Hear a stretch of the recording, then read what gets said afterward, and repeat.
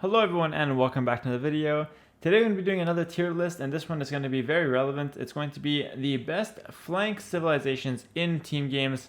If you guys are not familiar with what a flank civilization is, it's basically the person who's going to be on the edges of your team. So in a 3v3 you got one guy in the middle, he's the pocket, two guys on the sides, those are both flanks, and then 4v4 you have two pockets and two flanks. And then this will also apply for 2v2. Basically in a 2v2, usually, if you watch my 2v2 guide on YouTube, you would know that you'd have one archer player and one knight player usually, and so the archer player is considered a flank pretty much, because the same civilizations that are good here will also work for that role. So this is essentially the best flank civilizations, or it could be considered the best archer civs, but those two things are different because playing archers in 1v1 means you need an answer to skirmishers very conveniently, whereas in team games you don't necessarily need the answer to skirmishers because skirmishers are less good in team games. Not saying that you never make them, but just that they're less good because usually your pocket has cavalry to cover the weakness or to counter the skirm, so you don't have that kind of weakness. So that's pretty much the introduction to this tier list. Let's go ahead and see what the best flank civilizations are, and as usual, let's just hop in from alphabetical order and start with the Aztecs. Now, the big thing with being a good flank civ is you usually need amazing arbalests. That's going to be your main unit. Having good late game with heavy cav archer or something else, like towers and stuff, obviously helps. But Aztecs don't really have any of that. They've got arbalest, sure, but they're missing thumb ring. They're missing the last armor as well. So their arbalests really aren't that impressive as the game goes on. But they have amazing economy. In my opinion, Aztecs will probably fall somewhere in the B tier. Probably low B tier. Simply because they are a decent civ overall, and I would say that they're a really good civ early game and then a really bad civ as the game goes on. Although I will say, if you find yourself with Aztecs on the flank, it's not like you're a terrible civ, but you're going to probably have to switch off Arbalest and then maybe play something like Siege Onager Monks, and something like that could definitely help out a lot. And if we're talking something like closed maps as well, then definitely Aztecs can be very good with their like Monk and Siege for sure. But for the most part, I'm going to be focusing on open maps, mainly just Arabia, as far as this list goes. However, this list will be pretty decent for a variety of open land maps, to be fair. Just that Arabia happens to be the most popular, so going off that is usually a good idea. So for me, Aztecs is definitely going to find itself in the B tier. But do let me know if you'd like to find, if you'd like to have tier lists for closed maps as well. My knowledge is not the best on those kind of maps, but I'm forced to play them in tournaments, so I know a little bit about them. Next up, we've got the Bengalis. Oh, Bengalis are an interesting one because they actually have the elephant archers now, which I have to respect, but I don't think that they're a very quick civilization. They take a long time to kind of develop, and although you get the extra 2 villages per age, which sounds nice, it doesn't really help you out for power spikes. That's like what the civilization is lacking. You don't get thumb ring. You do get fully upgraded arbalest aside from thumb ring, so you're doing okay. And then you can switch into like elephant archers long term with Parthian tactics, which are not bad. But I think it's probably still pretty low, probably low B or C. I'm gonna keep them in high C tier for now, just because they're playable. You do get arbalest and such, but it's really not an appealing civ to me. But like I said, the elephant archer switch is tempting, so it might get bumped to a B tier later. But for now, just the C tier makes some sense. And then along with them in the C tier, we're probably going to put the Berbers, probably behind Bengalis in the C tier.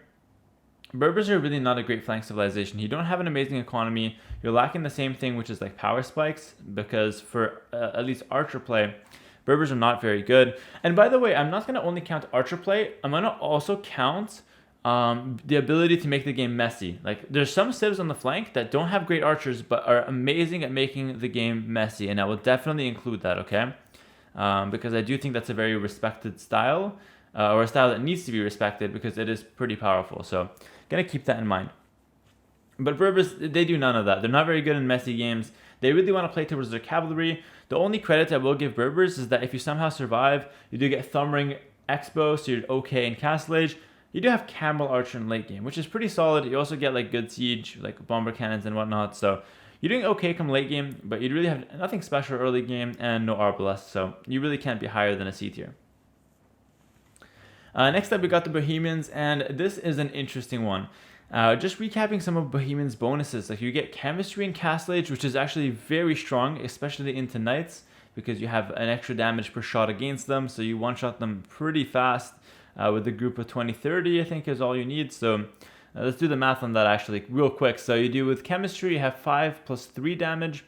Knight has 4 armor when it's fully upgraded in castle age, so 5 plus 3, 8. You do 4 damage per shot. So 120 divided by 4, you need 30 Bohemian expos to one-shot, if my math is correct. And one-shotting a knight is insane. So if you have 30 expo, you're one-shotting knight. If all the shots land, that is pretty insane. But you are missing thumb ring though, so you got to be a little bit careful about that. I don't know. Overall, I probably wouldn't rate them the highest, but I definitely think they're pretty good. They also get a few other bonuses I didn't mention, like some savings here and there, the free gold money upgrade. So they have a lot of things going for them.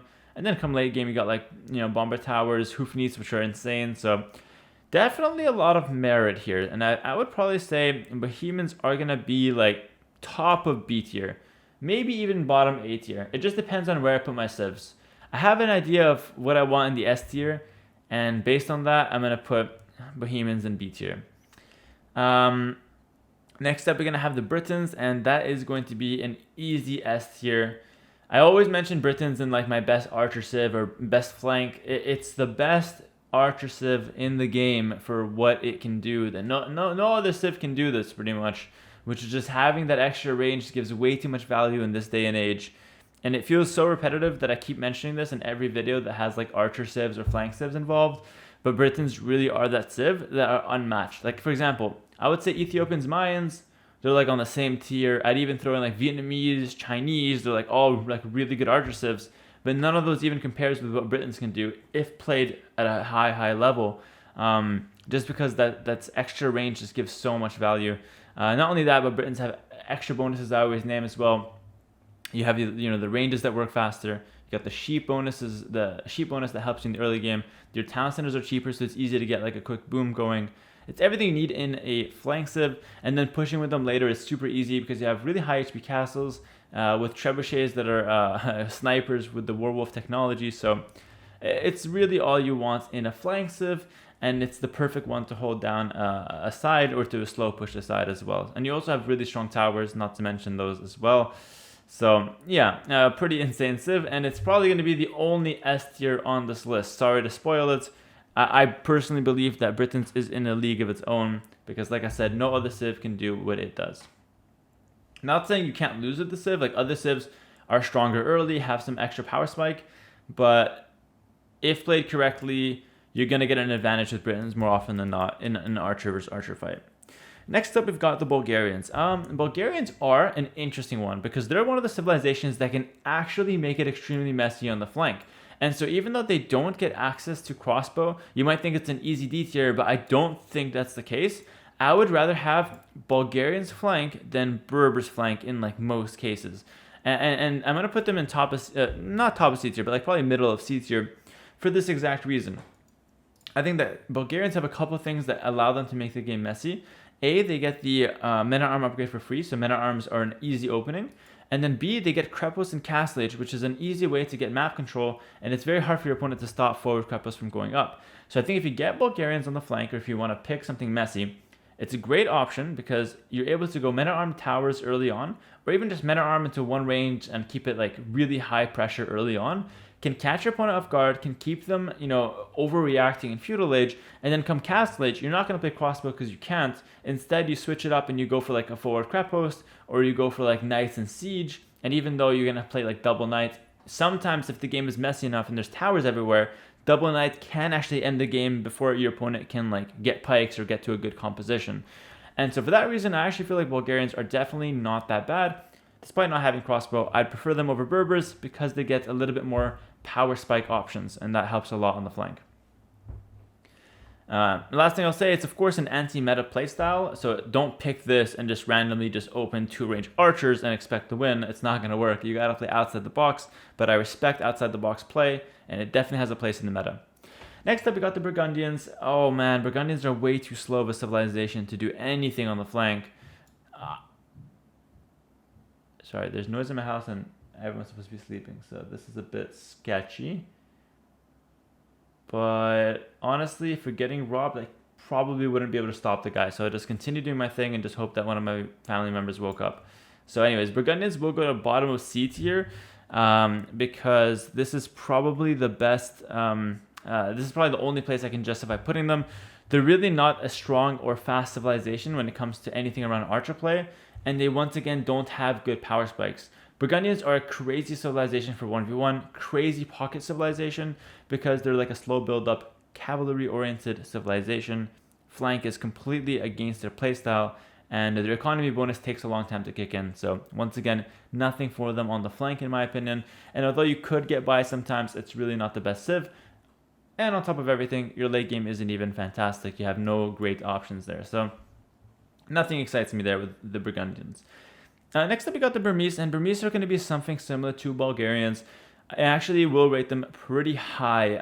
I personally think I probably put them above Bengalis as well. But I tend to overrate Burmese quite often. Hear me out. Basically, your archers are not impressive. That's for sure. Everyone knows this. But you do get nice extra damage on your men-at-arms, and you do get the free wood upgrade. And I think those two in combination can lead to a really smooth early game. And I think what Burmese do really well is getting to fast crossbows with fast ballistics because you don't have to pay for your wood upgrades. They kick in fast.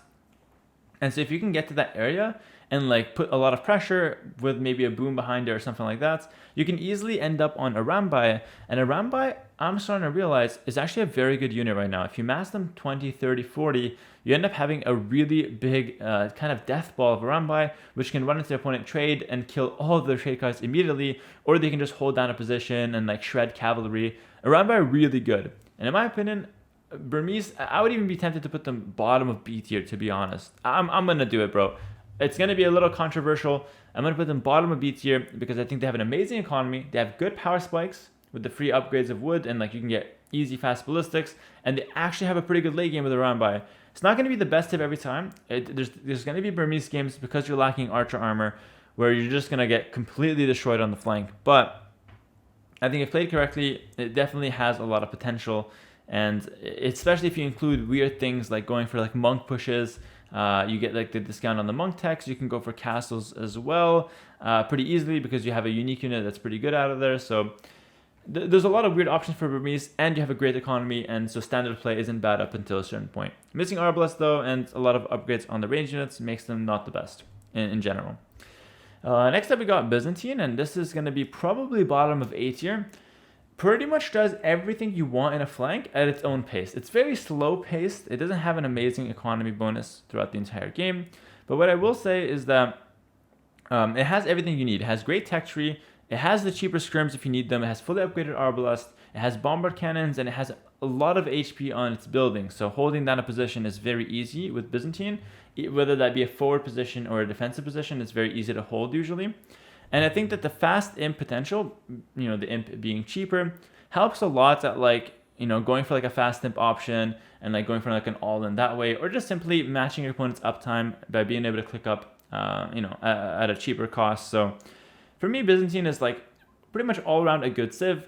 But the reason I wouldn't put it higher than A tier or like higher than bottom of A tier is because other civs have much better power spikes. And sometimes with Byzantine, it feels like you're kind of like slowly dying. You're giving up a lot of ground before you can really get going. And I personally value power spikes a lot, especially on the flank position. I think dictating the pace of the game and being on the offense is so crucial, because if you can't kill the flank, you can always move to the pocket. So the aggressor in a team game has a lot of power. Like in a 1v1, Byzantine is not really played as an archer civ. It's played as like a wall up. I'm going to play like reactionary. If my opponent's on archers, I'll be on skirms. If my opponent's on knights, I'll be on like crossbow camel. And so you have a lot of options, and like you're pretty defensive usually. But in a team game, if you're defensive, your opponent, you would just ignore you and just go to the pocket. And so you have to find that balance with Byzantine where you're making army and you're doing something in the early game. But sometimes, and like you wait for late game and do like the damage then. But sometimes you lose out a little bit too much in early game versus fast civs. So A tier for me, pretty much bottom of A tier, and I think it's an extremely solid civ at that. I'm taking my time with the civs this time around. I'll try to speed it up a little bit here. Counts is going to be a civilization that's going to be probably similar to what Burmese can do, but their late game is really not that impressive. So I'll probably put them even behind Berbers. maybe just slightly ahead of Berbers, because the wood bonus does come in nicely, and early game men-at-arms could do something. I will say I'm not a big fan of men-at-arms on team game. I will mention that. So although men-at-arms have their place with like some, making the game messy, usually it's pretty easy to defend them. So if you're going men-at-arms, don't go like men-at-arm to archer, go like men-at-arm tower. Make it messy, because if you go men-at-arm archer, your opponent would just defend with archers. You might get a little bit of damage, but then he just has more archers. And then you don't have the chance to go skirmishers, because the opponent will be on scouts. So going men-at-arms, you have to make it messy, and you have to go like towers afterwards. And I just don't like that strategy with Celts, because your follow-up isn't great. So to be honest, I might even put them behind Berbers. I will say they're probably better than Burgundians, though, because are they? Can I defend that claim? Like, their economy kicks in faster. That's what I feel, at least personally. I feel like their economy could kick in faster. But then again, your late game isn't that great. You have your siege and your halbs, but pretty much nothing else. I'll probably put them ahead of Burgundians. Halb, siege, and late game is solid. And then, like, early game you have the wood bonus, and that's not too bad. So playing for like fast ballistics like Burmese can be an option with Celts.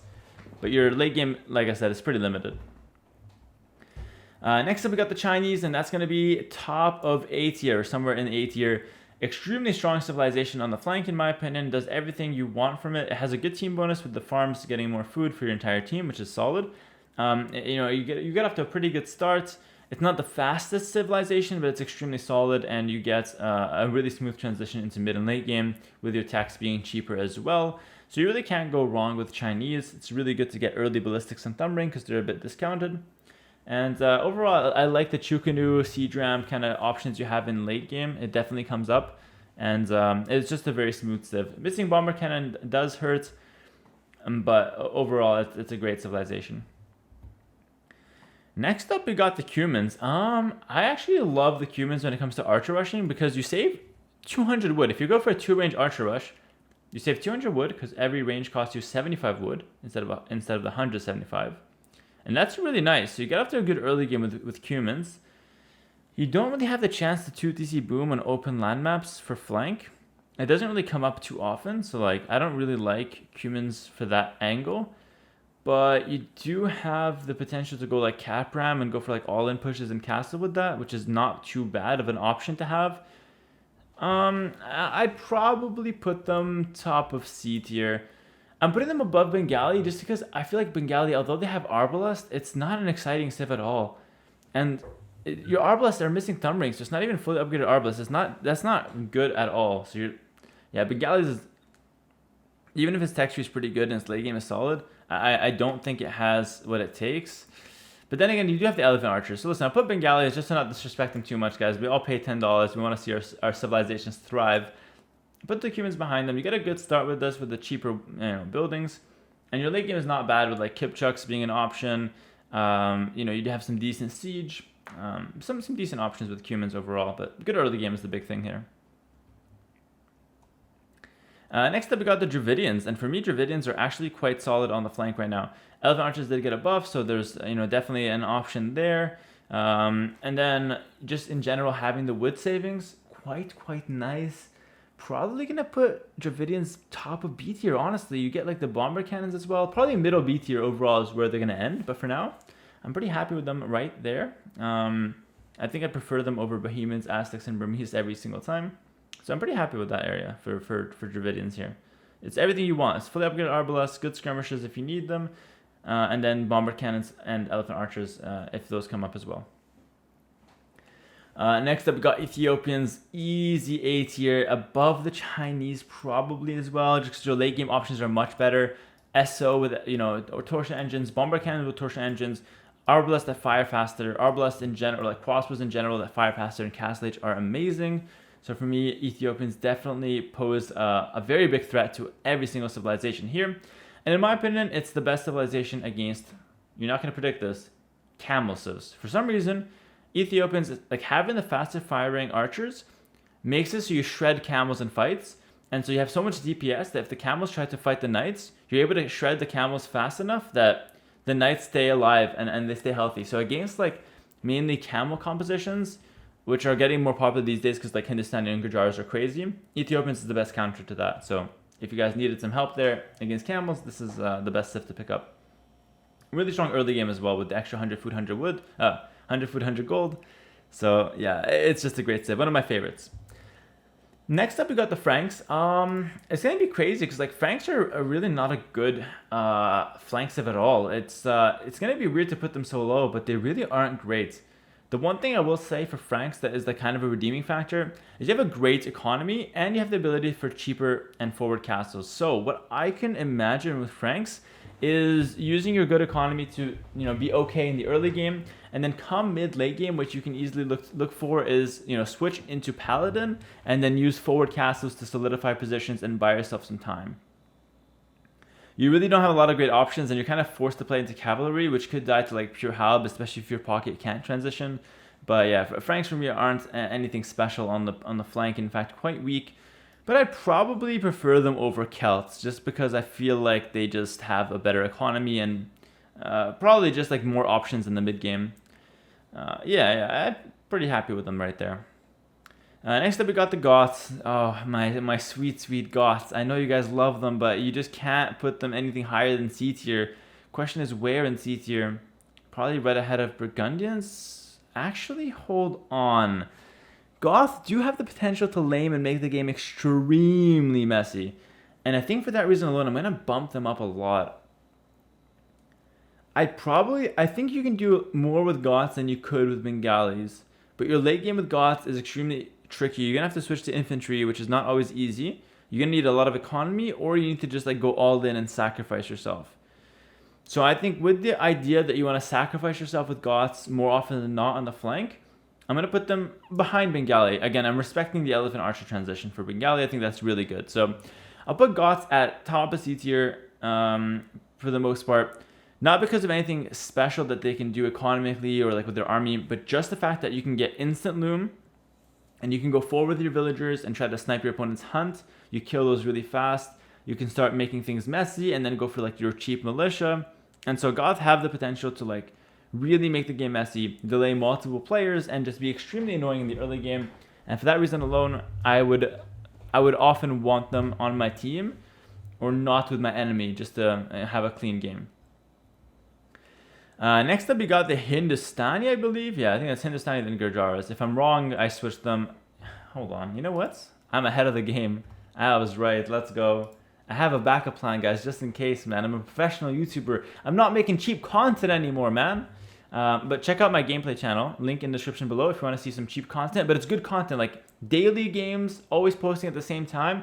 Definitely need to be checking out my secondary gameplay channel on YouTube if you haven't already. Literally every day, high level gameplay, same time, it's perfect. Anyways, back to the video. Next up, we have Hindustani. Honestly, Hindustani are better than you might think. They have thumb ring, and they have pretty decent cav archers and hand cannoneer as transitions long term. You don't get arbalest, but you have a good economy. You have thumb ring. Honestly, gonna put this probably ahead of Aztecs. I like Hindustani on the flank. I think it's really good. Out of all the civs that don't get arbalest, this probably might be one of the best, in my opinion. So probably put Hindustani up there. I think it's a solid civilization. Next up, we got the Gurjaras. Gurjaras are really not the strongest, honestly. You don't have great transitions. Your early game is pretty fragile. Like, you are getting some nice food boosts from like the garrisoning herdables, but that's not like that insane for like a flank situation. It's much better for like 1v1 where you got off to a good start and then you can mix in like your cav units. I don't know. Gurjaras are pretty good if you can get to the unique unit though, as far as like a DPS unit, but it's unrealistic to think that you can get to that every game. Probably gonna put Gurjaras quite low, like probably right behind Cumins. Don't see them doing too much. I'm not really a fan of Gurjara flank at all. Yeah, doesn't really do enough. Next up, we got the Huns, and Huns feels like right behind Hindustani, feels pretty right. It's basically the same civ. Good economy. You get like some nice archers. You don't get arbalest, but you get thumb ring, and you get a cav archer switch. Pretty straightforward. But Hindustani get bombard cannons. Hindustani get the hand cannoneer. So in my opinion, it's just a little bit better than Huns. And honestly, I think I prefer Aztecs over Huns as well. So I'm going to drop Huns a little bit further back. But yeah, if you disagree, let me know. I mean, Huns do have fantastic cav archers, which have to be respected, but I don't know. I think the Aztec economy just feels better most of the time. And also, I don't like not having houses, man. I think that's kind of like I get it's good, like you save resources, obviously, like it's obviously an economy bonus, but not having houses means that you need to wall more, and sometimes you just get screwed because you wall too late with Huns, and then you just get punished because you're open. So it's a bit of a weird one. Let me know actually if you have the same experience with Huns, but it's kind of interesting there. Next up, we got the Incas. Big fan of Incas on the flank myself. You have a lot of early game bonuses with Incas. People don't realize this, but like combine the free llama that you get with the houses giving extra pop space, which is nice. So you need like half the houses. It's kind of like the Hun bonus in a sense, especially in the early game.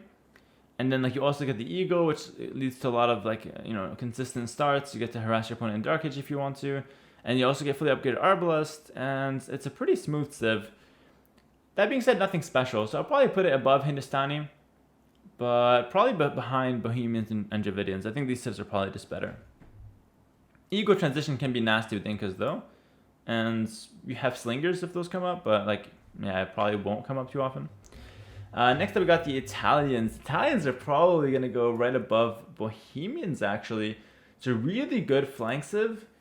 Out of the ones that are not fast, it's really, really solid, in my opinion. That's how I see Italians.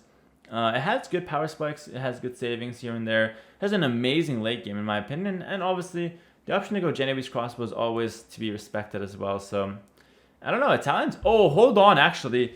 Italians might get a bump. I'm going to bump them above Druidians. I just realized Silk Road is great. It's 50% less cost on trade cards. Their late game is insane. Probably put Italians a bit higher up there, yeah. B tier for me. I like them. I think they're a good civ. Moving on along right now, we've got the... I know this one. What is it, Japanese? Bro, I'm literally insane. Oh my, I think I might try to become a pro player at this game. I know all the civilizations. I'm gonna go pro. I'm telling my mom right now. I'm dropping out of university. Japanese, let's go. Japanese are pretty sick early. What I will say about Japanese, I feel like you don't get to use their men-at-arms a lot in team games though, because if you go men-at-arms, you want to follow it up with like archers, but I already mentioned why that's not very good on team games, so... And I don't think like Japanese are great at like men-at-arm tower. It's not amazing. It's like kind of a waste because the civ is good. So I probably think it's like above Incas. Yeah, probably above Incas or above Bohemians. I don't know. What do you guys think about Bohemians? Am I underrating them here? I don't think the chemistry early is like better than Thumbring necessarily. It's like it's obviously better than Thumbring in some ways, but obviously worse in other ways.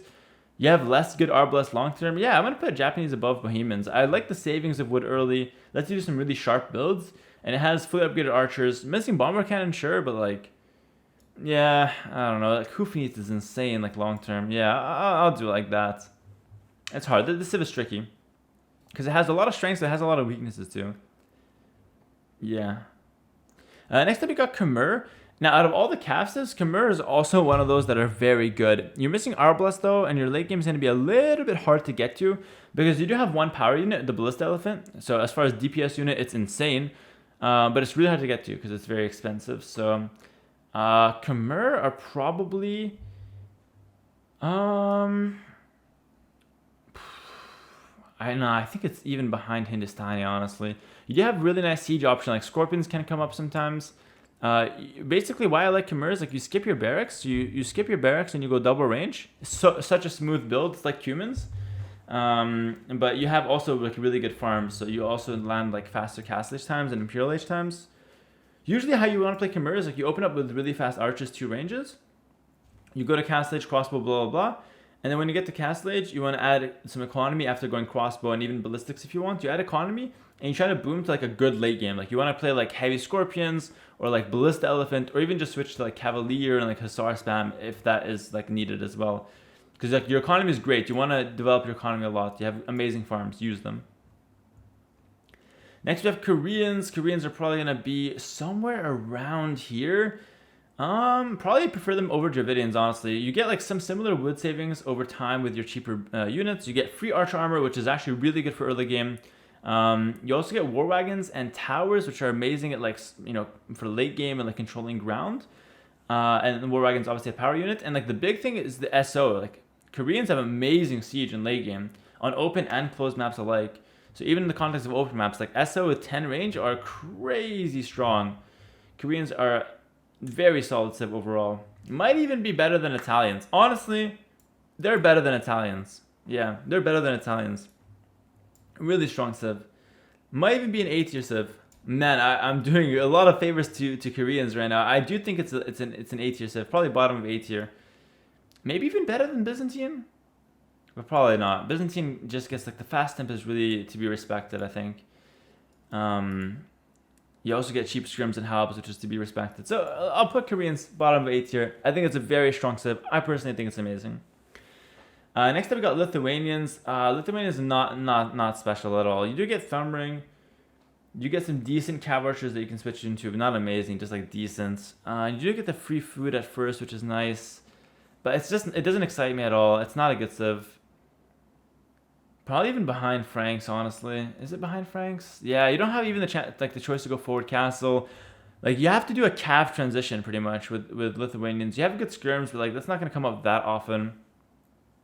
Yeah, probably right there. Like, Franks have the choice to make it more messy. Your economy is better. Lithuanians get like a good start and then nothing else. So yeah, it doesn't excite me. Above Celts though, just because I feel like your start is like super solid and you have potential to.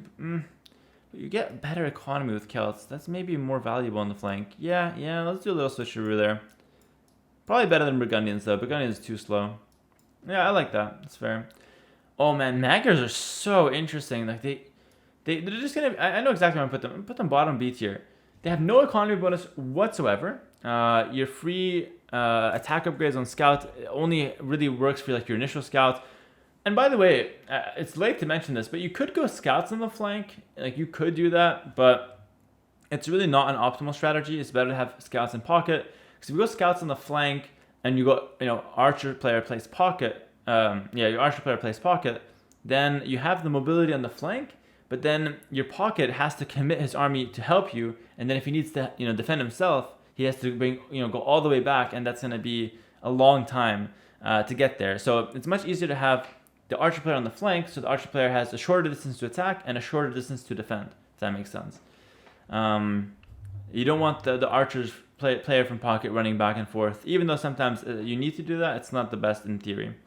But anyways, Magyars, they have fully upgraded Arbalest. They have amazing cav archers, as we all know, but they have no economy bonus, and for that reason, I can't put them higher than Huns with a clear conscience, so we'll keep them there.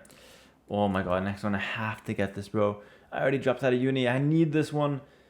It feels like Malians, but I think the next one's Malians. These two are both Malians. How many Malians do we have? Hold on. Magyars, Malay, with alphabetically coming forward M-A for Malians, M-A-L. Oh, they're both M-A-L. Malay is A. This is Malay. Oh, let me check.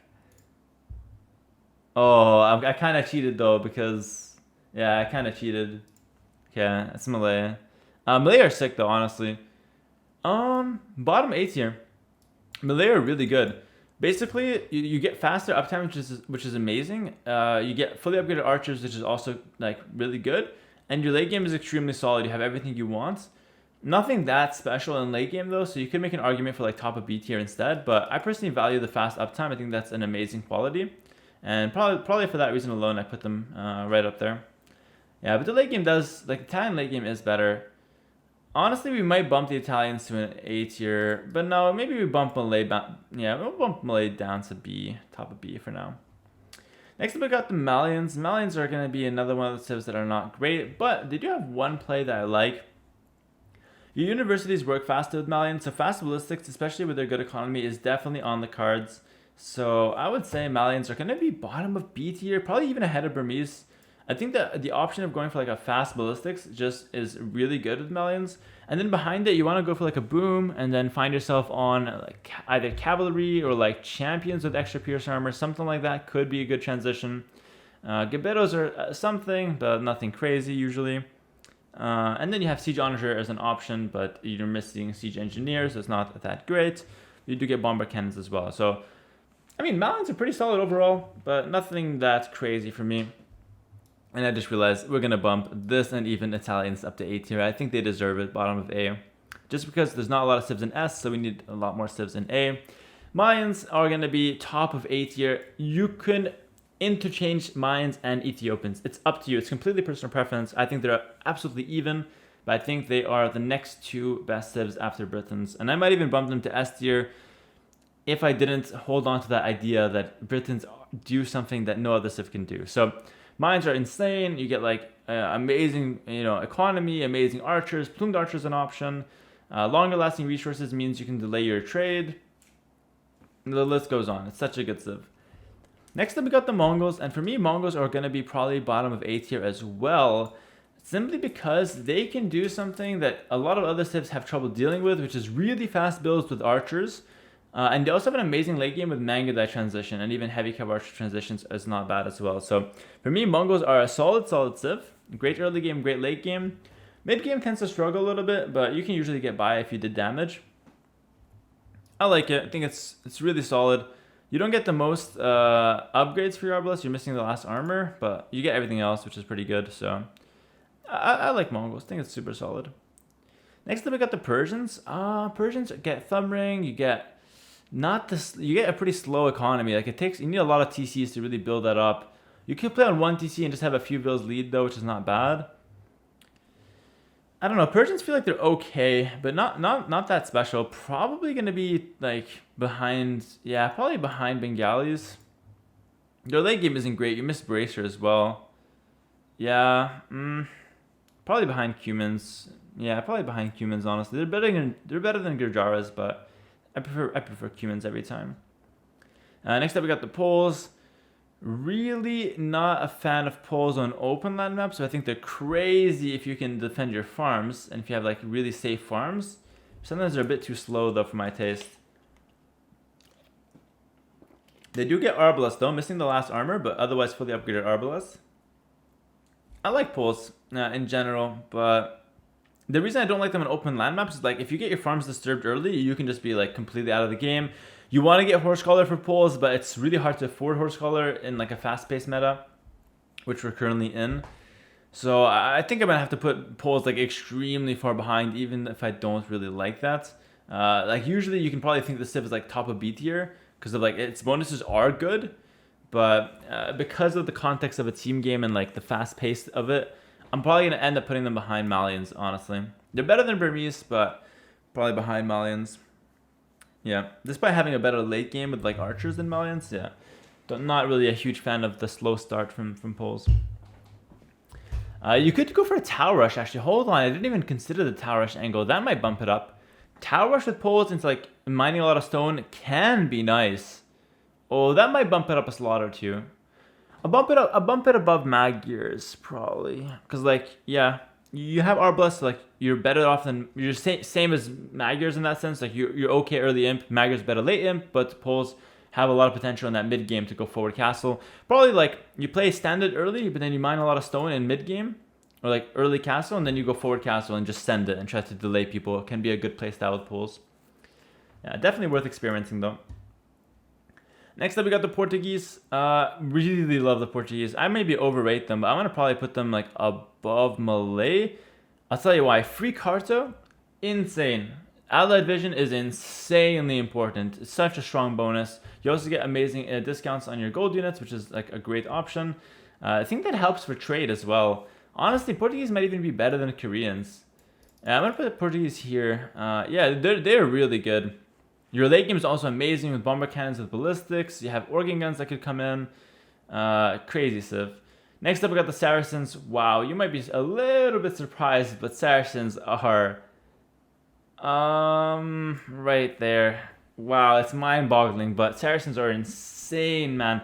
The team bonus that lets your archers break into walls is one of the best team bonuses in the game. The application you can do with that, like the things you can do, the application it has, unmatched. It's so strong. It lets you just wipe players off the field, even if they thought that they were well defended. They just get their walls busted open in like 2 seconds, and then they have 2 armies, pocket and flank, one of them being Saracens, and then you just get to destroy that opponent in or that guy in like a matter of minutes or a matter of seconds even sometimes. So for me, Saracens are crazy. The market also helps you hit important and key timings and lets you get a nice power spike on your opponents. And for me, Saracens late game is perfect as well. You get fully upgraded Arbalest, you get Bomber Tower, Bomber Cannon, and Siege Onager. So nothing, literally nothing to complain about. Next up, we got the Sicilians. Again, it's one of the civs that wants to do Horse Scholar, but it's hard to afford Horse Scholar. You get Arbalest, but no Thumb Ring. You get them fully upgraded except Thumb Ring. I'm really not a huge fan of Sicilians. You do get a nice boom, and you can switch in some good options in late game, but it's weird. You do get SO and like Halbs and stuff, so you could do some like infantry siege switch. I don't know, man. Probably somewhere like I'll put them behind Malians. Right here seems fine. You get by with them, but like it's really not an exciting civ to play on the flank. Like farm bonuses on the flank just take too long to kick in. I don't like them. Speaking of farm bonuses, we got the Slavs. Don't like it. Hate it, in fact. You're also missing Thumb Rings. So, yeah, this is pretty bad. Probably, yeah. Probably below Berbers as well. Probably below Franks. Probably below Celts. Is it even better than, like, you get, like, cheap castles? Maybe you can do something with, like, the cheap castles? And, like, control the map and, like, I don't know, do something, switch into Boyars maybe, switch into Halb Siege maybe. I'll put them ahead of Lithuanians, but not a fan of Slavs at all. Having like faster working farms doesn't really help that much. I guess their team bonus is nice, giving everyone a little bit of extra pop space with their military buildings. That's cool. Next up we got the Spanish. Spanish is one of the civs that's actually underrated on flank.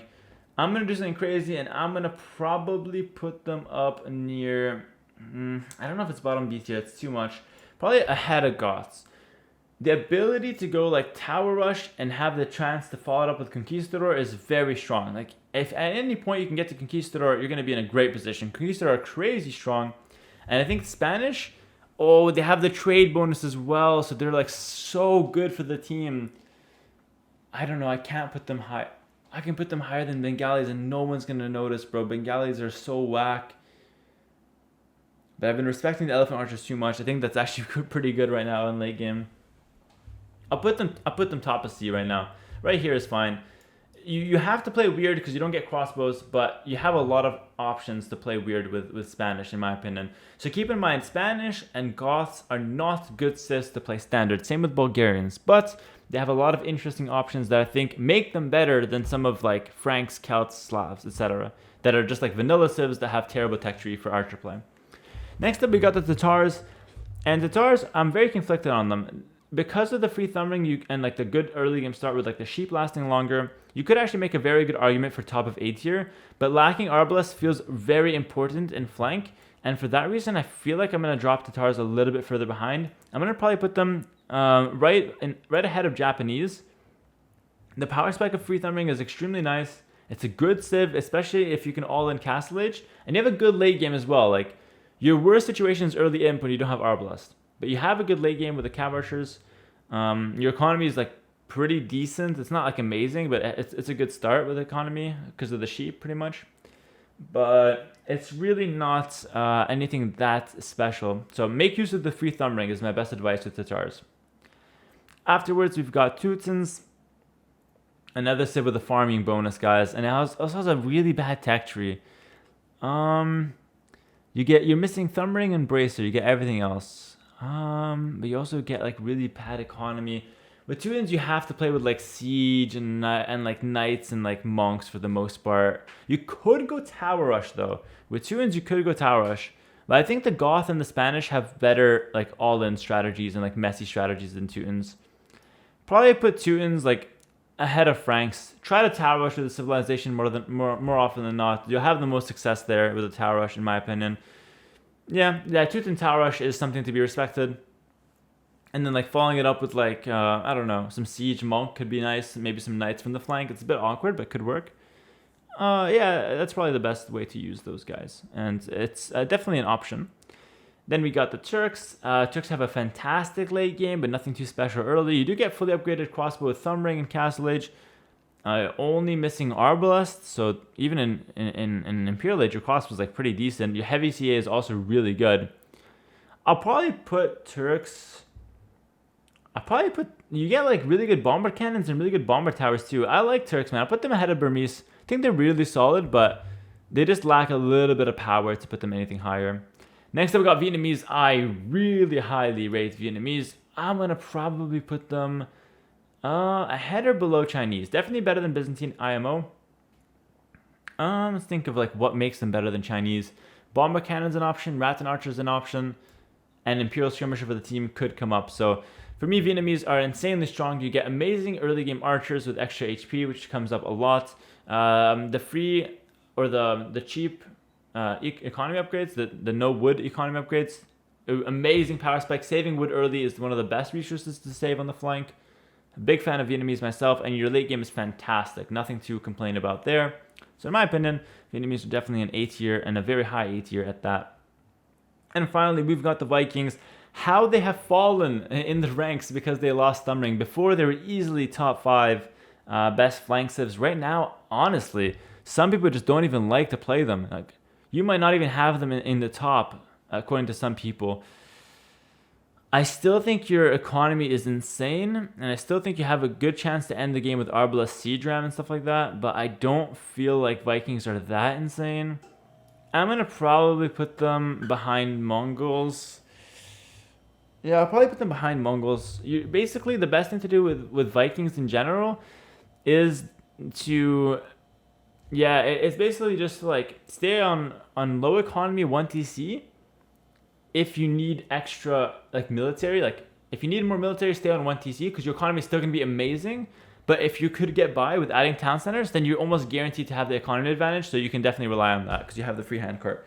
So like, yeah, you have to make that judgment call. You either go like all in and just rely on the handcart for your economy, or you can add town centers and just, you know, get to Imperial Age with a good economy and beat your opponent that way. But I will say, try to end the game early because your late game is terrible with Vikings. No thumb ring and no other good options. Like onagers with +1 range with like Siege Engineer, Siege Ramp, and Arbalest with no thumb ring. Those are like your 3 options. Going infantry of any kind is very hard. If you don't even get Halberdier, Chieftain Pikes are okay. Champions and Berserkers are pretty bad in most cases. So you're going to be having a hard time using those. So the best thing to do with Vikings is literally win the game in early imp or sling your teammates. And you just make it like Arbalest and sling. Arbalest, Siege, and sling. Because your Arbalest isn't even that great. So you want to sling and help your opponents get, your teammates get strong. All right, taking a step back, because I want to use my D tier, I think I just have to use my D tier. These civs all are kind of terrible, so I'm going to drop all of those guys, and I might drop the Vikings. But no, I think Vikings are actually they're like still respected in my opinion. So that's going to be my final list. I'm pretty happy with it. I do think Celts is better than like those 3. It has more potential. But those 3 are like probably the worst in my opinion. Let me know if I'm wrong. You know what? Let me know if I'm wrong. As always, let me know if you agree with my list, if you disagree, if you have different ideas. I always love a healthy discussion on my tier list. Because at the end of the day, it's just an opinion. Even if I might have more experience than the average Joe when it comes to AoE, I often like overlook things, and I often am a little bit biased and tunnel vision and all that stuff. So this is the best opinion. I really think hard about these lists, but at the end of the day, like I said, just an opinion. So let me know what you guys think, and if you'd like to change anything, do let me know in the comments, and I'll catch you guys in the next video. Next tier list is probably going to be best pocket civilizations. So I look forward to making it. Take care. Peace.